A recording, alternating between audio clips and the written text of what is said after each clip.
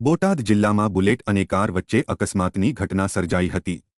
બોટાદ જિલ્લાના ગઢડા તાલુકાના ટાટમ ગામ નજીક આવેલા હમાપર ગામના પાટિયા પાસે બનાવ બનવા પામ્યો હતો। બોટાદ જિલ્લાના ગઢડા તાલુકાના ટાટમ અને હમાપર ગામના પાટિયા વચ્ચે બુલેટ અને અલ્ટો કાર વચ્ચે અકસ્માત સર્જાતા બુલેટના ચાલક 58 વર્ષીય ધીરુભાઈ કલ્યાણભાઈ ડાભી અને 8 વર્ષીય સાનવી સુરેશભાઈ ડાભીનું ઘટના સ્થળે મૃત્યુ નીપજ્યું હતું, જ્યારે અન્ય લોકોને ઈજાઓ પહોંચી હતી। જો કે આ બંને મૃતકો ગઢડા તાલુકાના રાંપરા ગામના હોવાનું અને દાદા અને પૌત્રી હોવાનું પ્રાથમિક રીતે જાણવા મળ્યું હતું। બનાવ બાદ પોલીસે આગળની ધોરણસરની કાર્યવાહી હાથ ધરી હતી।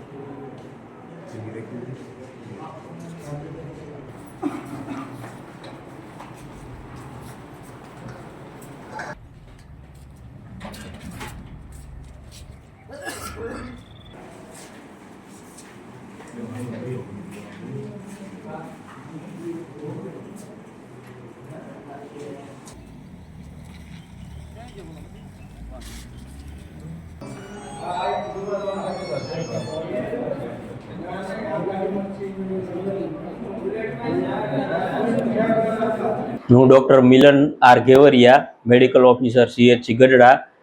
આજે હામાપરના પાટિયા પાસે બુલેટ અને કાર વચ્ચે અકસ્માત થયેલો, જેમાં 2 ડેડ બોડી આવેલા છે। ધીરુભાઈ કલ્યાણભાઈ ડાભી ઉંમર 58 વર્ષ અને સાનવી સુરેશભાઈ ડાભી ઉંમર 8 વર્ષ। 2 ડેથ થયા છે અને 2 લોકોને સિરિયસ ઈજા થઈ છે અને સિરિયસને બોટાદ સબિયા હોસ્પિટલમાં ખાતે ત્યાંથી એમ્બ્યુલન્સમાં લઈ ગયેલ છે।